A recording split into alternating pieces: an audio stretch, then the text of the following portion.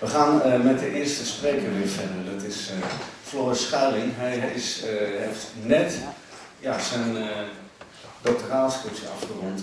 Die gaat over ICP. En hij heeft maar liefst 2 jaar doorgebracht met ICP's meegeweest op tournee. Heeft met iedereen gepraat, iedereen gedocumenteerd, noem maar op. En dat heeft geresulteerd in een geweldig hoeveel pagina's zijn er? 200 of meer. Enorm werk over ICP. Hij zal u daar min of meer een samenvatting van geven, hopelijk. Hij is dus sinds kort Doctor Musicology aan de University of Cambridge. En zijn presentatie heet Animals, Viruses and Instant Composition. Misha Mengelberg's Philosophy of Music. Floris Schuiling.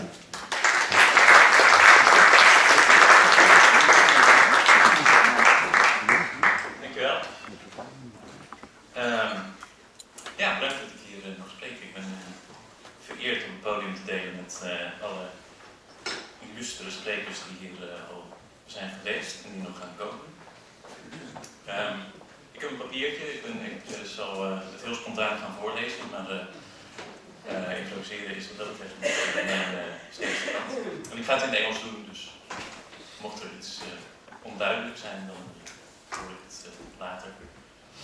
So, as Koen just said, I've just completed a PhD research project at the University of Cambridge, which was a historical and ethnographic study of the Instant Composers Pool Orchestra, and I traveled around with the orchestra for about 2 years, attending concerts and rehearsals and doing recording performances and doing interviews with all the musicians about these recordings that I made, as well as their history with the ICP and their ideas and aesthetics.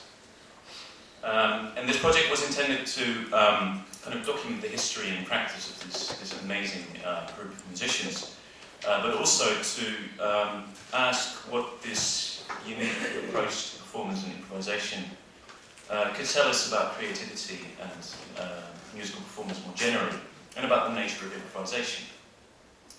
And I've been particularly interested in the repertoire that Misha composed for the group. So we've heard a little bit already about how Misha was part of a generation of composers that at the end of the 1960s started asking some fundamental questions about the social and political organisation of musical life in the Netherlands. And although these actions are sometimes described as just kind of the whims of some loony lefties swept up by the spirit of the 60s, I think they did in fact ask some questions that were, and still are, worth asking. Like, what emancipatory role can music have in a democratic society? Who controls the musical infrastructure? Are there viable alternatives to market forces or patronage? What is the point of composing a revolutionary opera if we present it in such a bourgeois environment as the Holland Festival? This was a question that was actually asked, this is not my opinion. So Misha participated in all these actions, although he was constantly questioning the aims and premises of his fellow students. Despite these doubts, one thing that Misha was very concerned with was the hierarchical organisation of the traditional orchestra. In a 1977 interview with Rudy Koopmans, famous and brilliant jazz critic, is this working?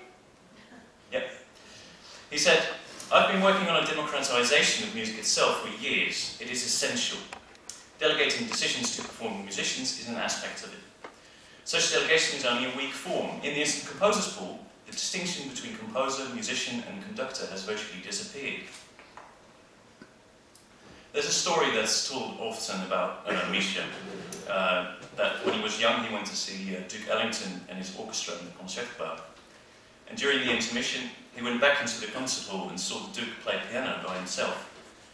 And as the second half of the concert started, all the musicians got back on stage and joined in one by one. So in an interview with Bas Andriessen in 1993, he said that he was fascinated by what he called the flexibility and informality that he saw being displayed. And he continued that this seemed to him to be much better than the kind of music where everything was determined in advance, because such music can never respond to what happens in its environment. Some music sounds bad in certain halls and better in others. Sure, you can compose according to the hall in which you know the music will be played, but the flexibility with which improvised music can respond to its environment goes far beyond that. This is from, I don't know if you know the book that Andries published in 96, 97, something like that. This is actually from the recording. It didn't end up in the book, but it was part of the recording, and because Andries has been publishing these recordings on YouTube recently, so go and have a look if you're interested. So, although Misha was critical of the hierarchies of traditional concert practice, and he saw improvisation as a viable alternative to this tradition, he was also very critical of the notion of free improvisation. In the interview with Andries, he says, this is actually published, they made it into a religion instantly. It had to have power. Whenever it sounded similar to something else, it must have been thought of in advance. It had to be spontaneous, etc. I had no use for such slogans. Free music was a plague. Clearly, improvisation could be just as rigid and oppressive as a musical practice in which everything was specified in advance. And Misha's comment about Ellington in terms of music responding to its environment suggests an understanding of creativity that does not consist in bending nature to one's will, but in the development of a responsiveness to one's environment and to the behaviour of one's working materials and one's fellow musicians. It's not surprising then that animals play a large role in Misha's philosophy of music. Two famous recordings include a clip of his cat walking over the keys of the piano. We saw a picture of that earlier. And he recorded a duet with his parrot, Echo. Many titles of pieces by Misha refer to animals. There are hares and camels and beetles and donkeys and mealworms and pandas and eels and dogs and the cows that will premiere this week.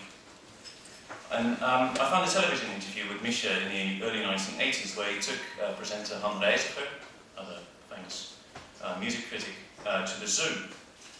And standing in front of the birdcage, it was supposed to be a clip of a beef, but it didn't work. And, I hope you know it, I trust you know it, and otherwise go look it up. He told Andries in front of the birdcage, if you, at some point you don't know what to do, just go here. They sing a bit, and they fly a bit before they can do something else. It's a unity of music in the rest of their lives. It's not separated.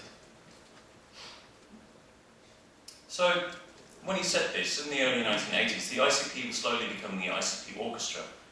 Bergen had left in the early 70s, and the group developed into kind of a general, regular lineup. And Misha started writing a repertoire for it. Although he'd always written for the ICP, he now really started to do so on a large scale. But how to write for animals? How to write music in such a way that the notation doesn't specify everything in advance, but rather is able to respond to different environments.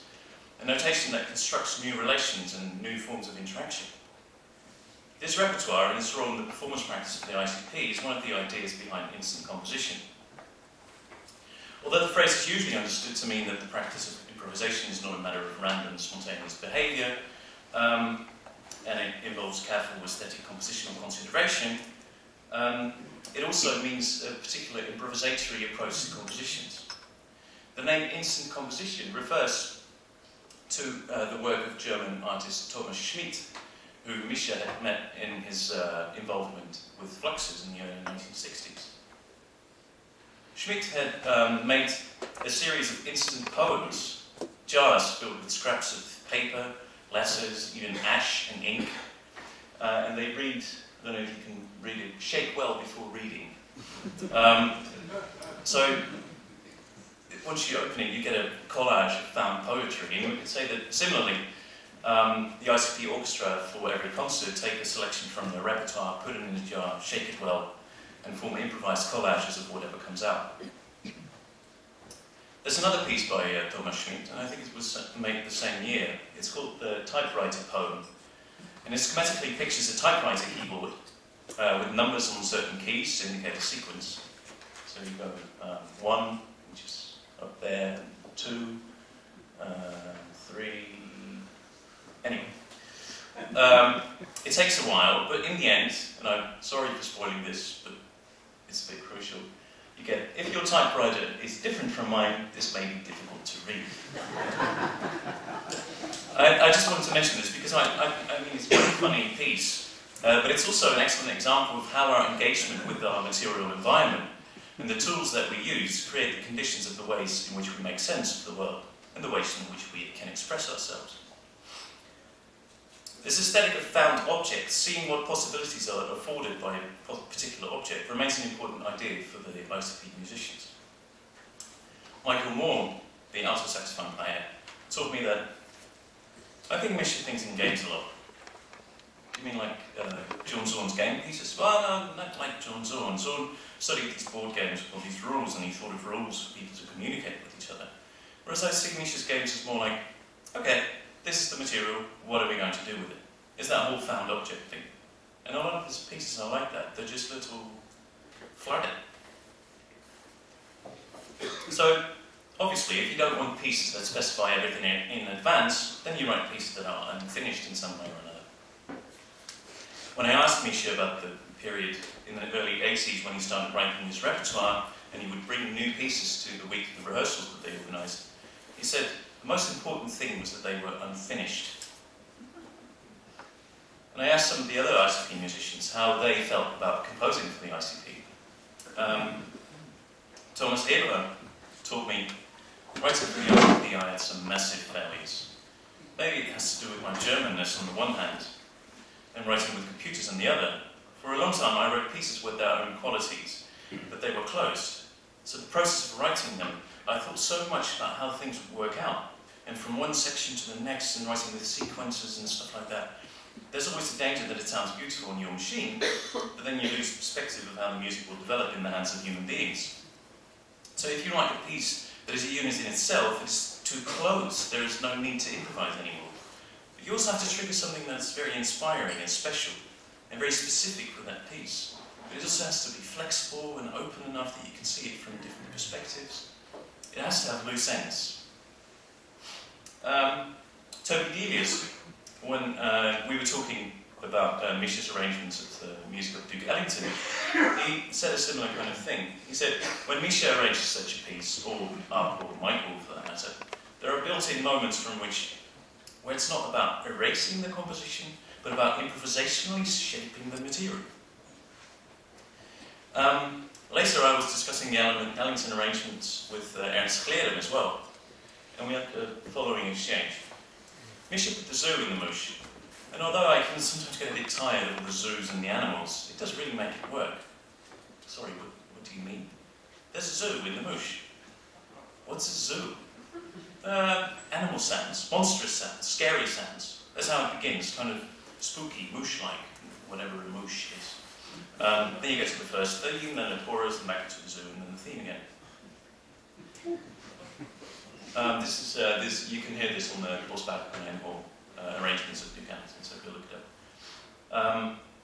Michael Moore, in another conversation that we had, makes clear that there's an important difference between this unfinished aesthetic and simple vagueness. He said, there are a few ways to improvise that we think are kind of corny. If someone asks us to think in the colour blue, our eyes would glaze over and we'd get bored. So what's the problem with improvising over blue? Is that too complicated or too vague? It's too vague, it doesn't mean anything. It's almost like you could improvise freely, play whatever you want, but then you have this nagging idea in the back of your head that maybe you're not doing it right or something. Like, maybe this is more like purple. Yeah, or like, what the hell does he mean? What does he want to hear? So precision and clarity are very important. But it's important not to remain too fixed on the idea that you had in mind, and to accept the fact that at any point, what you were doing may no longer be useful. Again, Michael, my experience with Misha is that playing in small groups with him, you can work really hard to build up something, creating tensions, and he can just destroy it with one note. Just one note, a well-timed, well-placed note. And your whole fantasy just disappears. So there's that element of this group too. It's like, oh, so you're busy creating something for 30 seconds, okay, I want to stop that and do something else. The duo of Misha and Hunt became famous for precisely this interaction where the two musicians were playing against each other as much as with each other. And this antagonistic spirit also translates to the pieces in the ICP repertoire. And this is where I get to the viruses. Viruses are small pieces which usually do not appear on a set list. It can be started at any point by any musician. And like a real virus, it will either spread and contaminate the system, changing what is going on musically, or if the resistance of the group is high enough, then it's contained and it just stops. A virus that the group plays quite often is Bergen. This idea is someone starts playing a riff, and you just repeat that. And then they start playing glissandi, and everyone joins in, and then everyone drops out, and then they return to the riff. We've got an example, and I'm going to rely on the technician here, because I can't do it from here. Could you go to like 2:30-ish? In the middle, yeah.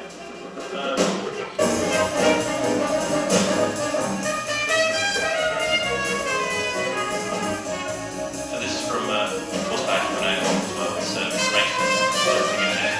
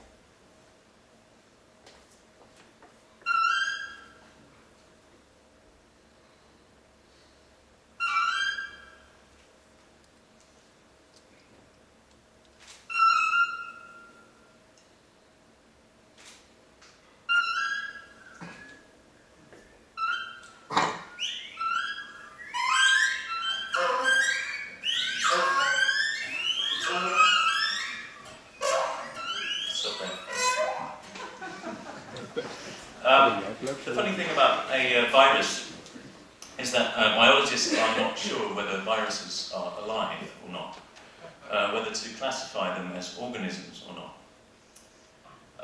And there seem to be good examples of how the pieces in the ICP repertoire participate in their performance practices, rather than dominate them. And Toby Devious made this point really well, I think. He said, many people say that improvisation can be too chaotic and then there's the guiding hand of the composer or a piece to bring some sense of structure. But I think it's the other way around. The purpose of the written material is to disrupt a nice flow of improvisation sometimes. The compositions play their own part.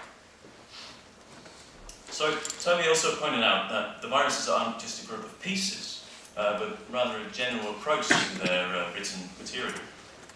He says, some have a name and then we've decided to keep it and use it more often, but the principle's always there. It's always possible for everything to suddenly go in a different direction.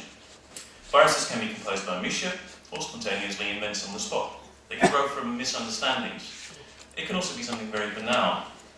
For instance, pointing at a score and saying, let's play this backwards. Or pointing at a sign for repeating a bar and reading it as a graphic score. Beep, boy, bop. Or even a title or a word as a graphic score, or the rhythm of a word or a phrase. So I'll play you the final example, and we'll see this principle in action. The group is creating a transition from improvisation into the piece Gahan. And we will see that the horn section, who are on the right, there's a bit of a weird angle you'll see, but you'll see them pointing at certain points in the score. I hope this works. Yeah. So first they'll point to this or this, I'm not sure, just a cue for the rest. They'll play da-da-da-da-da-da as a cue, like we're going to make this transition. Then the rest kind of keeps improvising, keeps playing. And they'll point to these lines, these wobbly lines, and they play wobbly lines. Blah, blah, blah, blah. Then they point to this arrow, and they go, pew.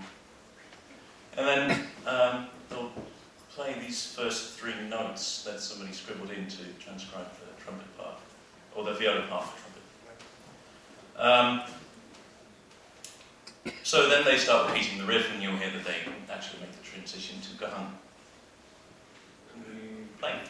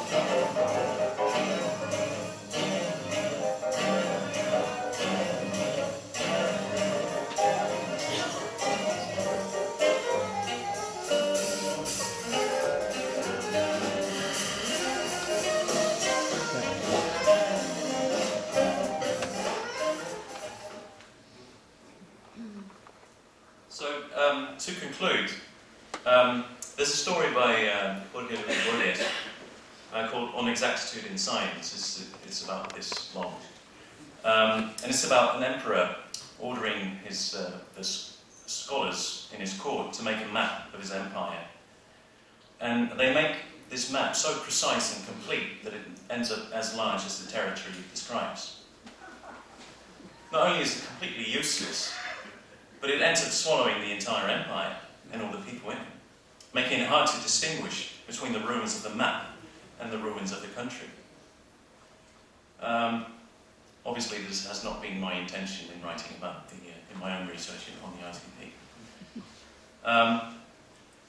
Derek Bailey, the improviser guitarist, once said that performing music from notation is like going on an adventure with a map. By which he meant it destroys all sense of adventure. And I don't really agree with him. I think a map can lead you into dangerous territory. It can show you things that you otherwise might not have seen. It makes it easier for people to go different ways. A good map maker knows what to leave out, and I think Misha's maps are an excellent example of this. They show that a good map can become a travel companion. Thank you.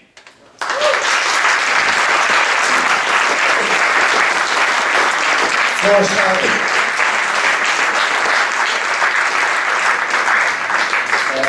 Terwijl de band zich opstelt voor het intermezzo, Floris, kan ik mooi even wat vragen in het Nederlands.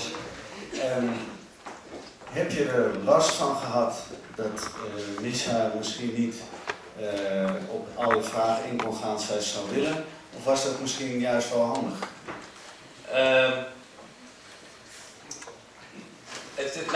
Ik heb op een gegeven moment de keuze gemaakt om niet meer te veel te vragen over de geschiedenis en alle politieke gebeurtenissen enzovoort.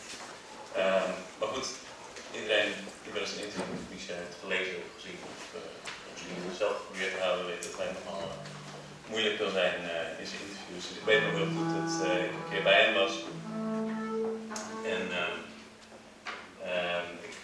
we zaten koffie te drinken bij hem thuis en ik vroeg ook over van alles, over de recenten, over Tobo en over van alles. En ik vroeg ook, heb je dat soort Marx of heb je Bakunin wel eens gelezen, van anarchisme, et cetera. En hij had altijd alles vond allemaal onzin. Allemaal zei hij, het is allemaal saai en onbruikbaar en het slaat helemaal nergens op.